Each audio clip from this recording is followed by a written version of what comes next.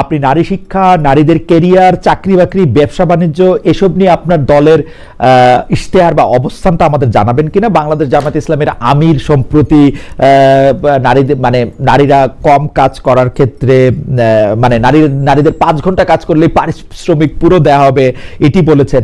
এই বক্তব্য নিয়ে আসলে কি বলবেন? যে মনে হচ্ছে জামায়াতে ইসলামী একটা অবস্থান নিচ্ছে যাতে নারীরা কম কাজ করে তুলনা, কারণ 5 ঘন্টা কাজ করলে তো আসলে কারো পক্ষেই, কোনো কোম্পানির পক্ষেই আসলে তাকে নেওয়া খুব লাভজনক হবে না। আপনার অবস্থানটা কি যদি আমরা একটু বলতেন? হ্যাঁ, এখানে বক্তব্যের দুটো দিক আছে। 5 ঘন্টায় তাদেরকে পূর্ণ বেতন দেওয়ার যে বিষয়, এখানে নারীর জন্য লাভবান হওয়ার আবার ক্ষতিগ্রস্ত হওয়ার দুটি কিন্তু দিক আপনার বক্তব্যেই চলে আসলো এবং আছে বিষয়টা, এবং এটা রিয়েল। তো আমরা মনে করি যে আমরা এই মুহূর্তে নারীদের কর্মসংস্থান এবং নারীর কর্মক্ষেত্রে তাদের সুযোগ সুবিধার বিষয়ে একেবারে চূড়ান্ত কোনো কথা আমি মুহূর্তে বলছি না। আমি যেটা বলছি যে অবশ্যই আমাদের যতটুকু সক্ষমতা সেটা অবশ্যই নারী বান্ধব, নারীদের সর্বোচ্চ সম্মান এবং নিরাপত্তা, আমরা এই দুটো বিষয়ে প্রাধান্য দেওয়ার চিন্তা করি। সম্মান এবং তার নিরাপত্তা, নারী যেন অর্থনৈতিকভাবে নিরাপদ থাকে, নারী যেন কোথাও কর্ম করতে গিয়ে সম্মান হানি তার না হয়, তার নিরাপত্তা বিঘ্নিত না হয়। এই জন্য রাষ্ট্র কাঠামোর ক্ষেত্রে একটা বড় ধরনের পরিবর্তন আনা আমরা প্রয়োজন মনে করি। সেজন্য শিক্ষাঙ্গন থেকে সকল ক্ষেত্রে নারীদের জন্য যে সেপারেট ব্যবস্থাপনা, ভিন্ন ব্যবস্থাপনা, সেই জাতীয় ব্যবস্থাপনাকেই আমরা প্রায়োরিটি দিই। তৈরি পোশাক শিল্পের ক্ষেত্রে যে এখন প্রায় 50 কম বেশি হতে পারে 50 লাখের মতো নারী শ্রমিক আছেন, মানে যদি আমরা ব্যাকওয়ার্ড লিঙ্কেজগুলিও ধরি, তারা কি যেভাবে এখন কাজ করতেছেন সেভাবেই কাজ করতে পারবেন আপনার পছন্দ মতো বা আপনি সরকারের নেতৃত্বে থাকলে? অবশ্যই তারা শুধু এভাবে না, তাদের এখন বেশ কিছু বড় বড় সমস্যা আছে। নিরাপত্তার সমস্যা, তাদের হ্যারাসমেন্টের সমস্যা, এই সমস্যাগুলো রাষ্ট্রের বড় ধরনের এখানে আমি মনে করি ইনভলভমেন্ট দরকার। এবং রাষ্ট্রের পক্ষ থেকে এই যে নারীদের যে কর্মসংস্থানগুলো, সেখানে দুর্ঘটনা ঘটলে নারীরা স্বাভাবিকভাবেই এই দুর্ঘটনা ওভারকাম করার জন্য বা সেখান থেকে নিরাপদে সরে আসার জন্য পুরুষদের মতো তাদের সেই ক্যাপাবিলিটি থাকে না। এই জাতীয় বিষয়গুলো আরো নিরাপদ হওয়া দরকার।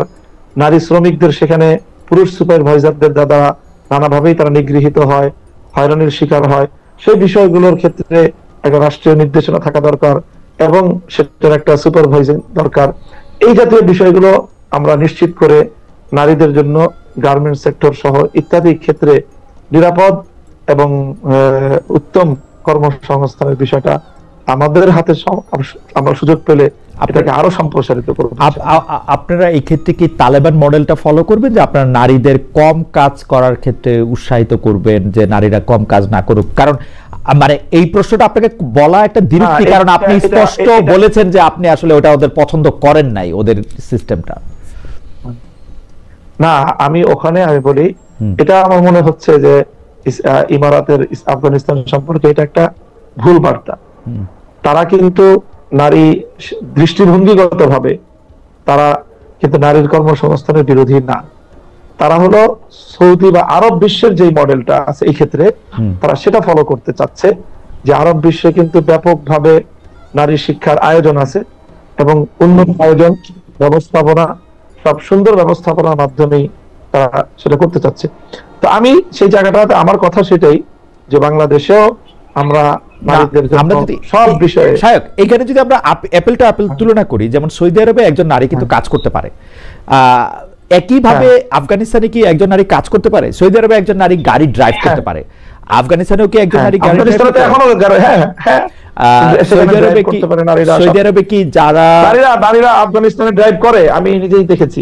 জি, নারীরা সেখানে ড্রাইভ করছে, নারীরা মার্কেটিং করে, তাদের আলাদা মার্কেট আছে, আলাদা মার্কেট, তারা ব্যবসা বাণিজ্য, মার্কেটটা আলাদা, সেখানে বিক্রেতাও নারী। হ্যাঁ, এরকম মার্কেট তারা প্রতিষ্ঠা করেছে। আবার কমন মার্কেটেও নারীদের কেনাকাটা সবকিছু স্বাভাবিক।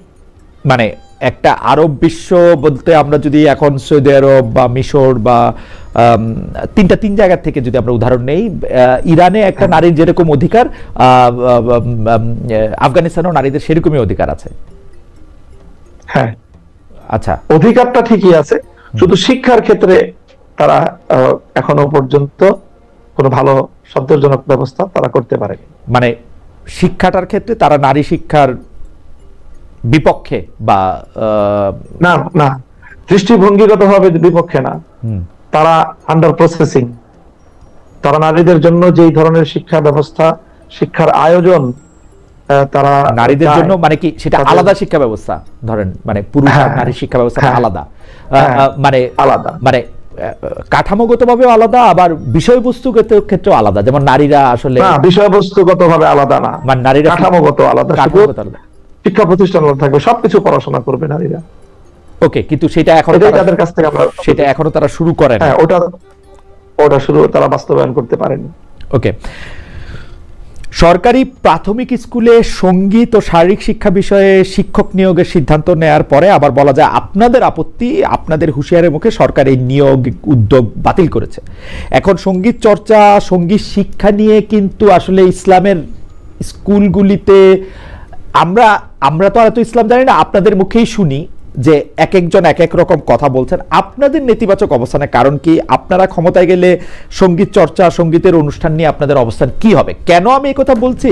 কারণ আমি কিন্তু সৌদি আরবে কনসার্ট হতে দেখছি, আরব বিভিন্ন শিল্পীদের দুনিয়া মাতাতে দেখছি। আমি কিন্তু দেখছি যে অনেকে আবার এই কথাও বলছেন, মানে কোরআন হাদিস উদ্ধৃত করেই বলছেন যে আসলে সঙ্গীতের সাথে সরাসরি ইসলামের বিরোধ নাই, অশ্লীলতার সাথে আসে, সেটা সঙ্গীতের সাথে এই বিরোধটা না। আপনি একটু আমাদের বলবেন যে আসলে সঙ্গীত এবং শারীরিক শিক্ষা বিষয়ে বিরোধের জায়গা। জি, হ্যাঁ, শারীরিক শিক্ষা বিষয়ে, শিক্ষক নিয়োগের বিষয়ে আমাদের এখানে কোনো কনসার্ন নাই, আমাদের কোনো বুদ্ধিমতের কোনো জায়গা নেই। শারীরিক শিক্ষা, যে পিটি করানো এই জাতীয়, এটা তো আমরা কোনোভাবেই এটার বিপক্ষে না। সঙ্গীতের যে বিষয়টা আপনি বললেন, সেখানে ইসলামের সঙ্গীতের জায়গায় দুইটা জিনিসের সাথে ইসলামের মতের ডিফার করে ইসলাম। একটা হলো যেটা আপনি বললেন যে অশ্লীলতা, আর একটা হলো যে সঙ্গীত বহির্ভূত যে বাইরের বাদ্যযন্ত্র, সেই বাদ্যযন্ত্রের ব্যবহারের ইসলামের আপত্তি আছে। সীমিত এক দুইটা বাদ্যযন্ত্রের বাইরে অন্যান্য বাদ্যযন্ত্রগুলোকে ইসলাম অ্যালাউ করে না। এছাড়া ওই সেই বাদ্যযন্ত্রগুলো বাদে যদি শুধু গান হয়, সেই গান যেটা আমরাও গাই, আমাদের ছেলেরাও গায়, ব্যাপক আমাদের অনেক শিল্পী গোষ্ঠী আছে তারা গাচ্ছে, সেটার সাথে আমাদের তো মত পার্থক্যের কোনো জায়গা নেই। তার মানে আপনারা সঙ্গীত শিক্ষকের নিয়োগের ক্ষেত্রে, স্কুলে, প্রাথমিক স্কুলে সঙ্গীত শিক্ষকের নিয়োগের ক্ষেত্রে আপনারা যে আপত্তিটা, সেটা আমরা বিরোধিতা করেছি অন্য কারণে। সেটা আপত্তির যা কারণের জায়গা হলো যে সেখানে দেখা যাবে যে নাচ গান সহ একটা ব্যাপক আয়োজনের যে ব্যবস্থাপনা, আমরা মনে করি যে বাংলাদেশের মতো এই ধরনের একটা প্রাথমিক শিক্ষাঙ্গনে এই নাচ গান সহ নানা রকমের যে অনৈসলামিক সংস্কৃতি চর্চার একটা আখড়া হবে সেটা, এবং শিশুকাল থেকেই আমাদের বাচ্চাদেরকে অনৈসলামিক সংস্কৃতির দিকে জোরপূর্বক তাদেরকে সেদিকে ঠেলে দেওয়া হবে। এই অধিকার রাষ্ট্রের নাই যে একটা বাচ্চাকে অনৈসলামিক সংস্কৃতির দিকে তাকে ঠেলে দিবে। আপনি কি মনে করেন, দেখবেন ক্লাস 8 এর যে বইগুলো আছে, ক্লাস 8 এর যে বই, অন্যান্য যে সঙ্গীতের বইগুলি ছাপিয়েছে, সম্পূর্ণ একেবারে মনে হয় সে বইয়ের প্রচ্ছদ দেখলেই মনে হয় যে এটা একটা হিন্দুত্ববাদী রাষ্ট্রের একটা সরকারি বা তাদের হিন্দুত্ববাদী কোনো বই হবে। সেখানে বিভিন্ন মূর্তির, তাদের যে উপাস্য, তার ছবি টবি ইত্যাদি এগুলো দিয়ে তারপরে সেই আপনার সঙ্গীতের বই রচনা করা হয়েছে। আপনি কি মনে করেন, সেই জায়গাটা থেকে আমাদের কনসার্ন, আপনি মনে করেন যে বাংলাদেশে ইসলামী সংস্কৃতি বা যেই সংস্কৃতি ইসলাম আসলে পারমিট করে না, বা আপনার মনে করেন যে ইসলামের সংস্কৃতিও তো নানা ধরনের নানা ব্যাখ্যা আছে, সেই সংস্কৃতি বাংলাদেশে থাকতে পারবে না, ওরকম আপনি মনে করেন? আমি মনে করি যে যেগুলো নিয়ে মত পার্থক্য আছে সেটা নিয়ে আমি রাষ্ট্রের উপর সেগুলো আমি চাপাতে চাই না। আমার সাথে হয়তো যারা সুন্নি বা যারা আমরা মনে করি আমরা আমাদেরকে যারা দেওবন্দি বলে, সুন্নি আছে, আহলে হাদিস আছে, বিভিন্ন স্কুল অফ থট আমরা ফলো করি, সম্মিলিত সকলের ঐক্যমতের যে জায়গাগুলো আছে সেই জায়গাগুলো বাংলাদেশে মুসলিমের সভ্যতার উপর, মুসলিম ঐতিহ্যের উপর সম্মিলিত এবং ঐক্যমতের কোন ঐতিহ্যের উপর আঘাত এটা করতে দেওয়া যাবে না। মানে মুশকিলটা কি যে তাহলে তো আমাদের মানে আমার মুশকিলটা আমি ওকে যে ধরেন যে এইটা তো যখন কিছু কিছু বিষয়ে আমরা এরকম একমত শুনি, যেমন ধরেন ফেসবুকে আমরা যে বিভিন্ন বিষয়ে আলোচনায় অংশগ্রহণ করতেছি, মতামত দিতেছি, গালাগালি করতেছি, একজন আরেকজনকে কাফের বলতেছি, আমি আলেম সমাজের কথাই বলতেছি, তারা কাফের বলতেছি, আমরা ওয়াজের ময়দানে কোন ভারতীয়, আমি নাম ভুলে গেলাম, ভারতীয় একজন নায়িকার কথা আমরা বলতেছি, পরে আবার এটাতে ফেরত আসতেছি, আমরা বিভিন্ন ধরনের রসিকতা করতেছি, আদির অসত্য কথা বলতেছি, ওগুলি বন্ধ করার ব্যাপারে তো আপনাদের একটা কড়া অবস্থানকে আমরা আসলে দেখি।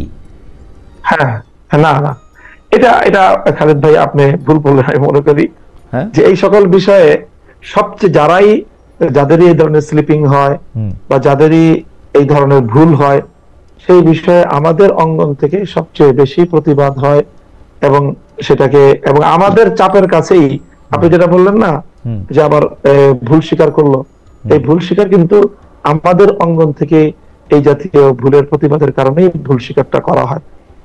আচ্ছা, মানে আপনাদের সেই প্রতিবাদটা আমরা আসলে খুব প্রকাশ্যে দেখি না, কারণ আমরা দেখি কি যে ধরেন একজন বক্তা তিনি এত এত এত এত নিষ্ঠুরভাবে এত মানে আরেকটা গোষ্ঠীকে এমনভাবে আক্রমণ করতেছেন যে আসলে ধরা যাক, আপনি এগুলো আসলে খুব ভালো করেই জানেন যে ধরেন যে 12ই রবিউল আউয়াল আসলে পালন করা হবে কি হবে না, মিলাদুন নবী থাকবে কি থাকবে না, এগুলি ক্ষেত্রে তো একটা গোষ্ঠীগত জায়গা থেকে আরেকটা গোষ্ঠীকে এমন ভাবে আক্রমণ করা হয় যে মানে আমাদের আসলে মানে প্রথমেই বলে নেওয়া হয় যে উমুক হচ্ছে কাফের এবং উনিও একজন আলেম।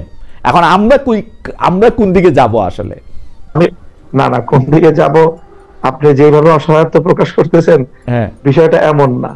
এখানে বাংলাদেশের যারা নেতৃস্থানীয় আলেম সমাজ, যারা প্রতিনিধিত্বশীল আলেম, তাদের পক্ষ থেকে কিন্তু এই বিষয়ে একটা চমৎকার ভারসাম্যপূর্ণ দিক নির্দেশনা আছে, আমাদের বক্তব্য আছে এবং আমরা সকলেই প্রতিনিধিত্বশীল আলেমগণ এই ক্ষেত্রে আমি মনে করি যে অঙ্গনে এমন কোন বিরোধ আমাদের বাংলাদেশে নেই যেটা নিয়ে এরকম চরম পর্যায়ের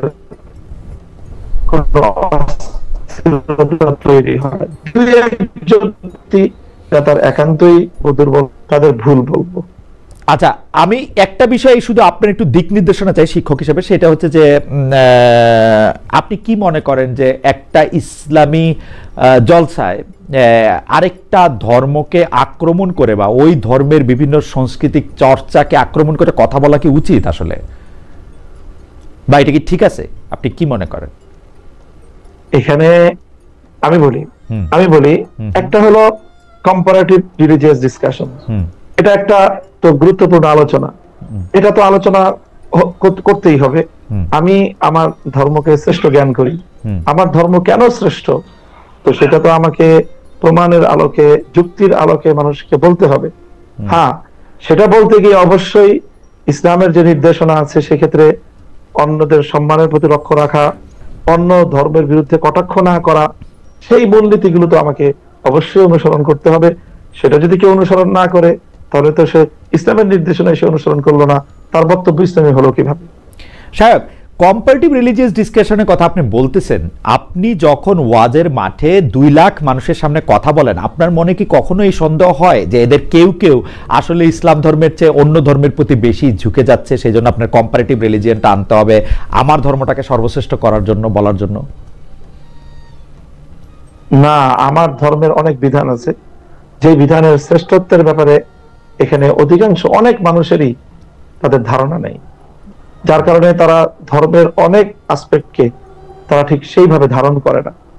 তো সেই বিষয়গুলি মানুষের বিশ্বাসকে পরিশুদ্ধ করা, ইসলামের প্রতিটি ক্ষেত্রের বিধানকে নিজের জীবনে ধারণ করা, বিশ্বাসে ধারণ করা, কর্মে ধারণ করা, তারপরে সেটা প্র্যাকটিস এবং বাস্তবায়ন করার ক্ষেত্রে সেটার জন্য চেষ্টা করা, এই জাতীয় বিষয়গুলো আছে না? সেই জন্য কি আরেকটা ধর্মকে ছোট করাটা দরকার? মানে আমরা ছোট, আমি তো ওটাকে আগেই, আমি তো সেটাকে আগেই করে আসলাম, বলে আসলাম যে কোন ধর্মকে ছোট করার প্রশ্ন এখানে নাই। গালাগালি পর্যন্ত করা হয়, বিশ্লেষণ গালাগালি পর্যন্ত করা হয়। এগুলোতে গালাগালি করাটা এটা একজন ব্যক্তির অসৌজন্যতা। গালাগালি করাটা, কাউকে কটাক্ষ করাটা, এটা ইসলামের নির্দেশনার বাইরে কেউ করলো, সেটার দায় তার নিজের। এটা সামগ্রিকভাবে আলেম সমাজের দায় নেবে না। আপনি কাবুল থেকে ফেরার পর আপনার একজন ছাত্র আপনাকে কিছু প্রশ্ন করেছেন। আমি আপনার ছাত্রের কথা আপনাকে বলি, আপনাকে শিক্ষক সম্বোধন করে তিনি বলছেন আফগানে, মানে আপনি কাবুল থেকে ফেরার পরে তিনি বলছেন আফগানে ভিন্ন মতের কোনো জায়গা নেই, বাংলাদেশের শারিয়াতে ভিন্ন মত কি জায়গা পাবে? ধরে নেওয়া যাক দেওবন্দ ব্যাখ্যার শারিয়া কায়েম হলো, সেই ব্যাখ্যার বাইরে ধর্মের অন্য কোনো চিন্তা, চর্চা, বোঝাপড়া কি সেই শারিয়া শাসনে জায়গা পাবে? যদি পায়, কোন মর্মে পাবে? কারণ ব্যাখ্যার উপরে গিয়ে শারিয়া যখন প্রতিষ্ঠা পাবে সেটা তো ধ্রুব হয়ে উঠতে হবে, নতুবা অন্য কোনো ধ্রুব তার জায়গা দখল করে নেবে। ফলে অভ্যন্তরীণ নানা শারিয়া চিন্তাকেই আগে রদ করতে হবে। সেই রদটা কি করবে বাংলাদেশের শারিয়া? শায়েক, আপনি যদি বলেন, এটা আপনার একজন ছাত্র, উনি বুঝতে পারছে। জি জি, বলি। আমার শিক্ষক মামুনুল হকের আসলে প্রশ্ন। জি জি জি আমরা মনে হয় খুব বেশি আলোচনা দীর্ঘায়িত করতে পারছি না খালিদ ভাই।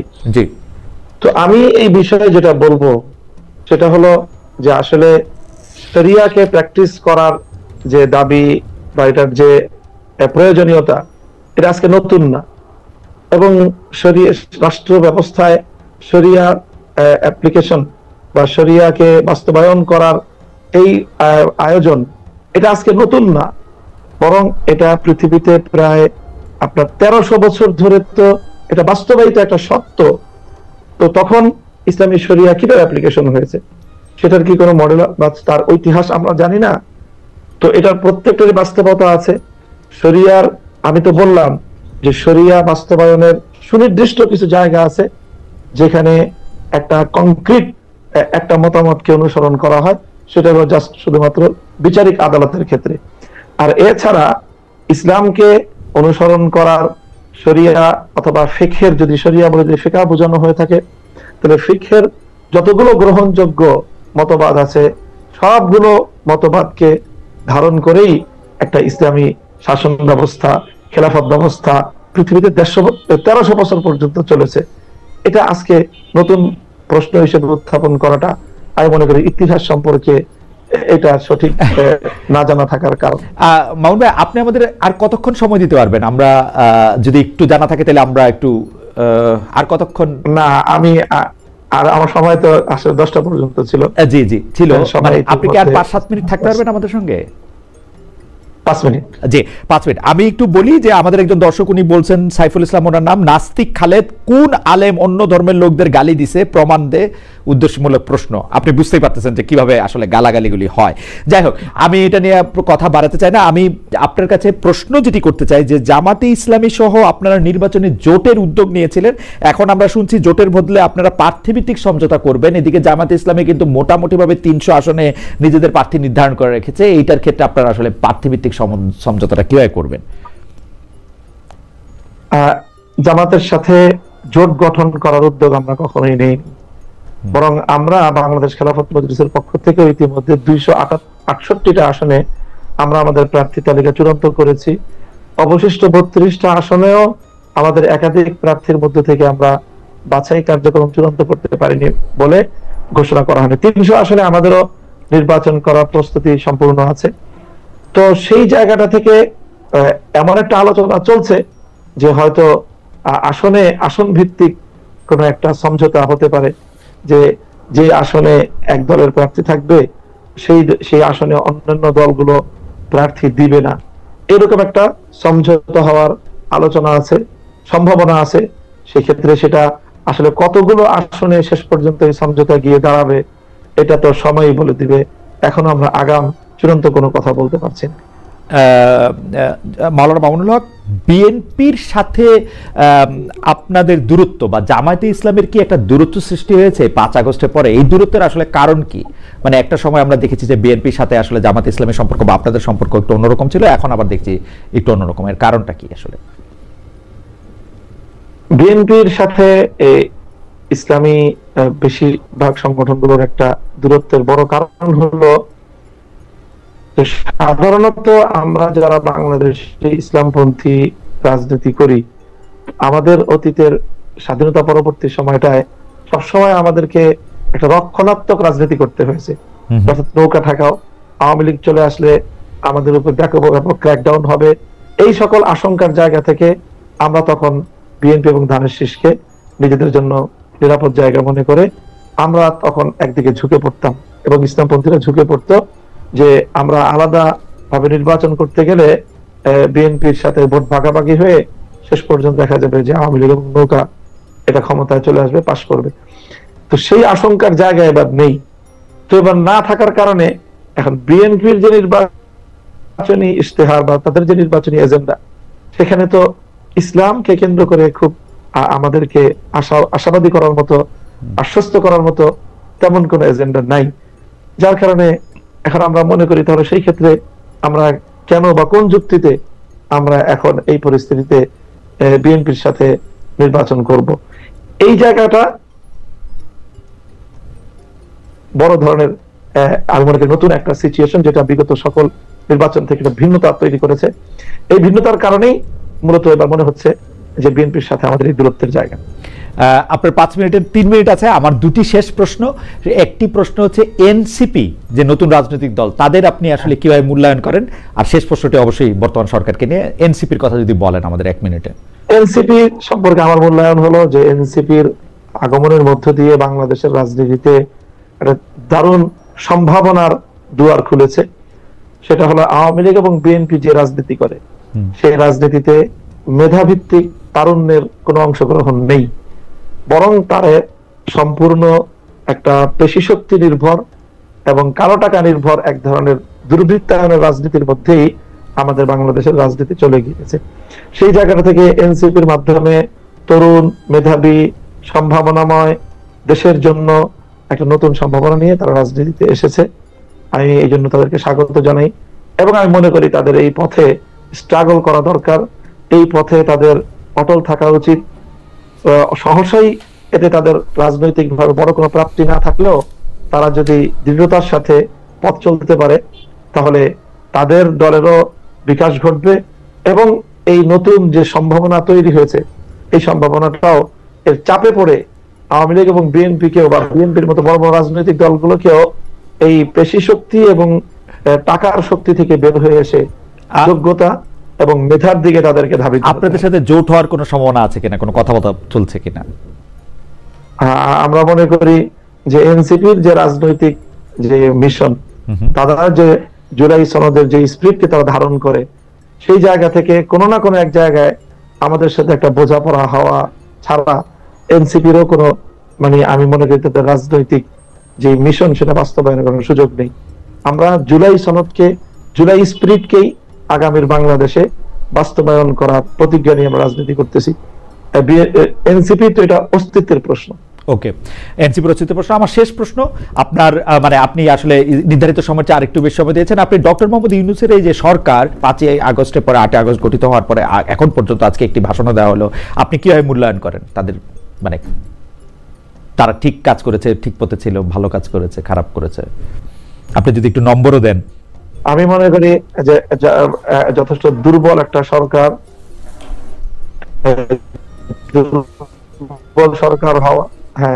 দুর্বল সরকার হওয়ার কারণে নতজানু একটা সঠিক সেই সম্ভাবনাটাকে কাজে লাগাতে পারে নাই। কারণ এই সরকারের মধ্যে রাজনীতিবিদ এর সংকট রয়েছে, বিভিন্ন এনজিও নির্ভর সরকার যেটাকে বলা হয়েছে। এই সরকার জুলাই চেতনাকে যথাযথভাবে তারা বাস্তবায়ন করতে আরো অনেকেই আগেই সক্ষম হতো যদি তারা আরেকটু দৃঢ় হতো। এটাই তাদের ব্যাপারে আমার সর্বশেষ মূল্যায়ন। জনাব মামুনুল হক, আপনাকে অনেক ধন্যবাদ। মাওলানা মামুনুল হক আমাদের সঙ্গে ছিলেন, অনেকগুলি প্রশ্নের জবাব দিয়েছেন।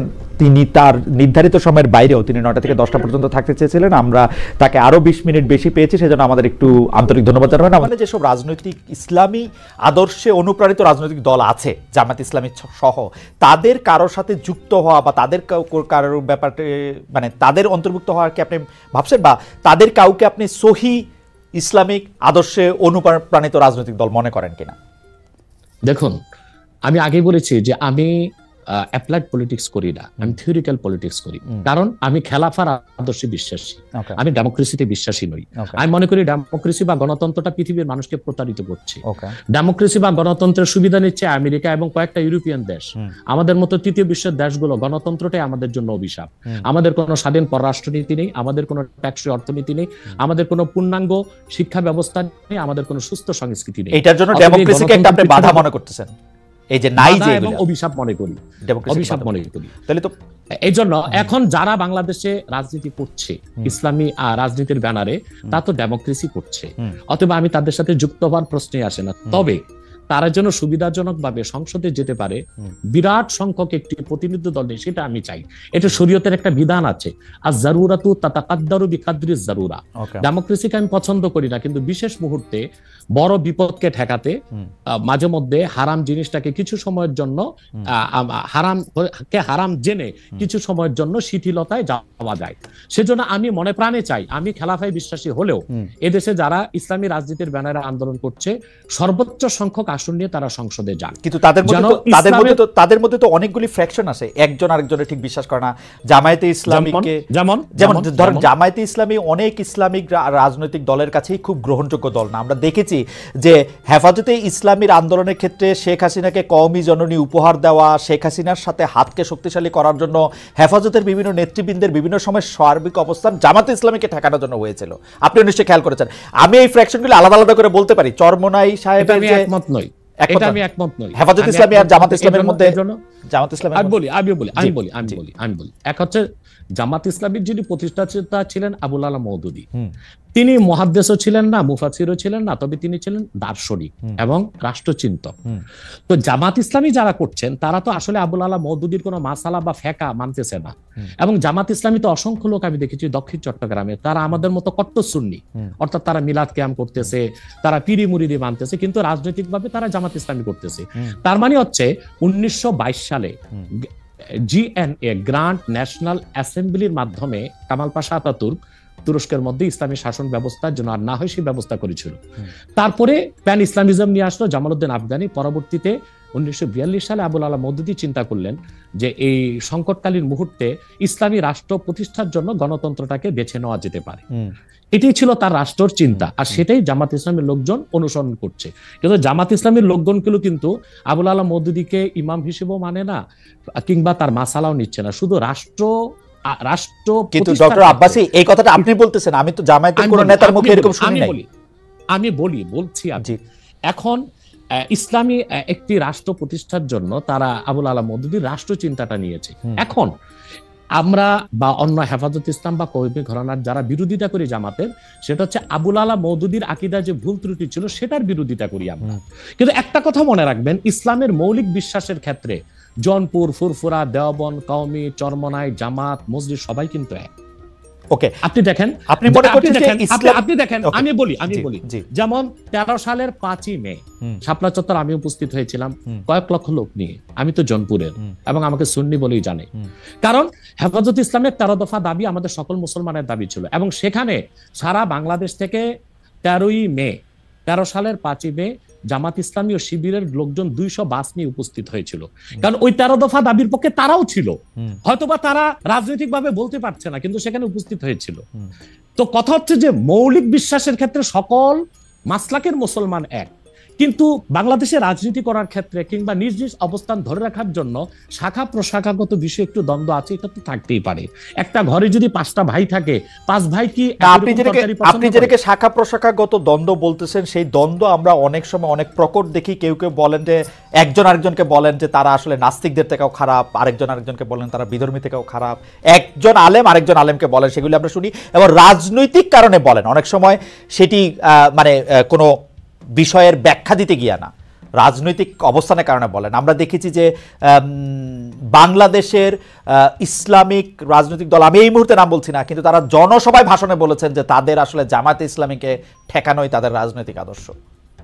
এটা তো হিংসা, প্রতিহিংসা। তো সেইটা তো আমি বলি একটা আপনাকে উদাহরণ দিচ্ছি, যেমন জামাত ইসলামীর যারা বিরোধিতা চরম পড়ে, আমি তো জামাত ইসলামের সমালোচনা করি গঠনমূলক, যেটা তাদের সংশোধন করা দরকার সেটা করতে হবে, কিন্তু আমি কি কখনো বলতে পারি যে জামাতের লোকজন নাস্তিকদের চেয়েও খারাপ? এটা কি বলা যায়? আপনি বলুন। এখন মনে করেন 13ই মে আপনি বলছেন সেটা বলছি না, কিন্তু আমি বলছি একজন ইসলামী আলেম বলে আমরা একজনকে চিনি, তিনি আরেকজনকে বলতেছেন। আমি তাকে চিনি। জি, ওই লোকটা যে লোকটা বলেছেন তার নামটা আমিও নিব না, কিন্তু বাংলাদেশে এমন অনেক ইসলামী রাজনীতির ব্যানারে রাজনীতি করছেন যারা কিনা মোসাদ বা র কিংবা সিআই এর পেইড এজেন্ট হয়ে বসে আছেন।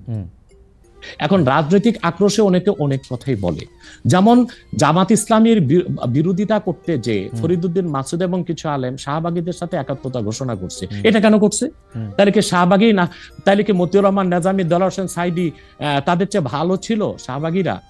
যে মতিউর রহমান নেজামী, দেলোয়ার হোসেন সাইদি বা জামাতের যাদের ফাঁসি হয়েছে তাদের ফাঁসি রায় কার্যকর করতে ফরিদউদ্দিন মাসুদ শাপলা চত্বরে চলে গেছে, শাপলা চত্বর না শাহবাগ চত্বরে চলে গেছে, নাস্তিক ব্লগারদের সাথে একাত্মতা ঘোষণা করছে। তো বুঝাই যাচ্ছে এটা একটা রাজনৈতিক আক্রোশ ছিল, রয়ের পারপাস সার্ভ করার জন্য এই কাজটা করেছিল কিছু আলেম।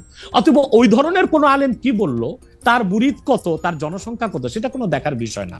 সেটা বুঝাই যাচ্ছে কোন একটা ইন্টেনশন থেকে সে কাজটা করেছে বা বলেছে। কিন্তু আমাদেরকে তো ইনসাফে থাকতে হবে। আমরা আবুল আলা মওদুদীর বা জামাত ইসলামীর সমালোচনা গঠনমূলক ভাবে করে আসছি, করতেছি। যেমন আমি জামাত ইসলামী মানে আপনি যেমন বললেন যে মওদুদী সাহেবের ফিলোসফিটা জামাতে ইসলামী আসলে সেইভাবে নিতেছে না, কিন্তু আমি কিন্তু ডক্টর আব্বাস, আমি কিন্তু এই কথা জামাতে ইসলামের কোন শীর্ষ নেতৃত্বের কাছে শুনি নাই। সত্যি কথা বলবে না, বলবে না কেন? বলবে না কেন? তারা যদি এটা না নেয় তাহলে এটা বলবে না কেন? হতে পারে এই জন্য বলবে না যে আপনার কর্মীদের মনোবল ভেঙে যাবে, কিন্তু আমি শীর্ষ নেতাদের মুখে শুনেছি। দেলোয়ার হোসেন সাইদি সাহেব একজন বাংলাদেশে জাদ্রেল একজন স্কলার ছিলেন, এবং আপনি জানেন তার জনপ্রিয়তা এখনো কিন্তু একেবারে আকাশচুম্বী, জনপ্রিয় আলহামদুলিল্লাহ।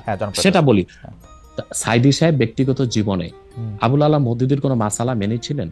তিনি তো হানাফি মাযহাবের মতে নামাজ পড়তেন, লম্বা দাড়ি রাখতেন, এবং তিনি পীর ঘরানা থেকে এসেছেন। তার বাবা ছিলেন ফুরফুরার মুরিদ। ডক্টর আব্বাস, আমি এটা প্রশ্ন সরাসরি করি। ডক্টর আব্বাস, আমি এটা প্রশ্ন সরাসরি করি। আপনি সোজা সাপটা কথা বলেন, আপনাকে সরাসরি কথা বলি। এই মওদুদীর আদর্শটা জামাত সরাসরি অস্বীকার করা না পর্যন্ত আমি মওদুদী সাহেবের জায়গায় রাখতে চাই, কিন্তু মওদুদী সাহেবের আদর্শটা তারা সরাসরি ভাবে ধারণ করার কথা বলে যে একটা ইসলামিক রাজনৈতিক প্ল্যাটফর্ম তৈরি করেছে, আপনি কি সেটাতে যাইতেন? সেইটা আপনি আমল করেন আর না করেন? তাহলে দুইটা কারণে যেতাম। তো জনাব সাইদি যে গিয়েছিলেন সেটাকে আপনি সঠিক মনে করেন? না, সাইদি সাহেব কেন গিয়েছিলেন সেটা তার, আপনি বলতেছিলেন যে তিনি আমলটা করেন নাই, কিন্তু আদর্শের এই ঘরানায় কি আপনি আসতেন?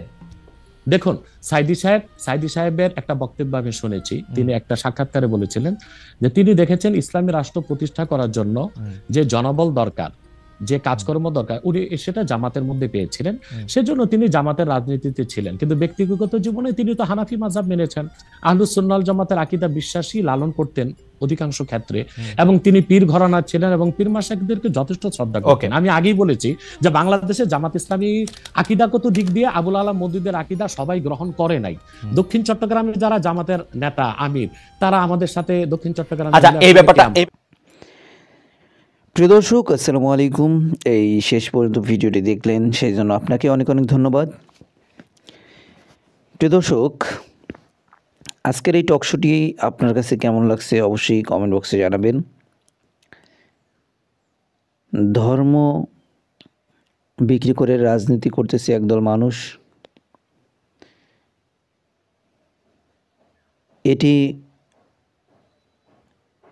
বলতেছেন কিছু সংখ্যক রাজনৈতিক দল।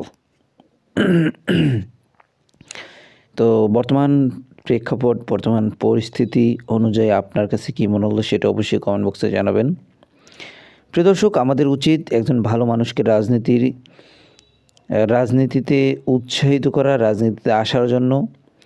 একজন ভালো মানুষের পিছনে যদি আমরা সময় দিই, শ্রম দিই, একজন ভালো মানুষের পিছনে যদি আমরা কাজ করি, একজন ভালো মানুষকে এগিয়ে নেওয়ার জন্য যদি আমরা পিছন থেকে সাপোর্ট দিই, তাহলে কিন্তু আমাদের বাংলাদেশের ভবিষ্যৎ ভালো। আমাদের পরের প্রজন্ম যারা আসবে তারা কিন্তু একটি সুন্দর সুশৃঙ্খল রাজনীতি পাবে এবং সুশৃঙ্খল একটি দেশ পাবে, যাকে বলে সোনার বাংলাদেশ। তো বর্তমানে নির্বাচন খুব কাছাকাছি, আপনারা জানেন। বিভিন্ন রাজনৈতিক বিশ্লেষকরা বিভিন্নভাবে রাজনীতিটাকে বিশ্লেষণ করতেছে। কেউ বলতেছে ফেব্রুয়ারিতে নির্বাচন হবে, কেউ বলতেছে ফেব্রুয়ারিতে নির্বাচন হবে না, আবার একদল মানুষ বলতেছে এই নির্বাচন সর্বশ্রেষ্ঠ নির্বাচন হবে ইতিহাসের। আবার কেউ বলতেছে এইসব মুখের কথা, এরকমের আসলে কিছুই হবে না, এরকম নির্বাচন হওয়াই সম্ভব না। প্রিয় দর্শক, আপনার কাছে কি মনে হয়? আপনার কাছে এই কথাগুলি কতটা যৌক্তিক সেটি অবশ্যই কমেন্ট বক্সে জানাবেন। প্রিয় দর্শক, আপনি যদি কমেন্ট বক্সে আপনার মূল্যবান মতামত জানান, তাহলে হবে কি, আপনার ওই মূল্যবান মতামতটি আরেকজন এসে পড়বে, সে অনেক কিছু জানতে পারবে, অনেক কিছু শিখতে পারবে। প্রিয় দর্শক, আজকের মতো এখানে শেষ করলাম। আবার দেখা হবে নতুন কোনো ভিডিওতে। সেই মতো ভালো থাকবেন, সুস্থ থাকবেন। যারা যারা এখনও আমাদের এই চ্যানেলটিকে সাবস্ক্রাইব না করছেন, এখনই সাবস্ক্রাইব করে দিবেন, যাতে করে পরবর্তী ভিডিও আপলোড করার সাথে সাথে আপনার কাছে একটি নোটিফিকেশন চলে যাবে, আপনি সবার আগে আমাদের এই ভিডিওটি দেখতে পারবেন। প্রিয় দর্শক, এখানে আপনি যদি কমেন্ট করেন, তাহলে হবে কি, আপনার ওই মূল্যবান মতামতের ভিতর যদি কোনো প্রকার ভুলও থেকে থাকে, তাহলে ওই ভুলটি কিন্তু শুধরে যাবে, আপনিও কিন্তু শুধরে যেতে পারবেন ওই ভুল অনুযায়ী। প্রিয় দর্শক, যাই হোক, আজকের মতো এখানে শেষ করলাম। আবার দেখা হবে নতুন কোনো ভিডিওতে। ভালো থাকবেন, সুস্থ থাকবেন। আল্লাহ হাফেজ।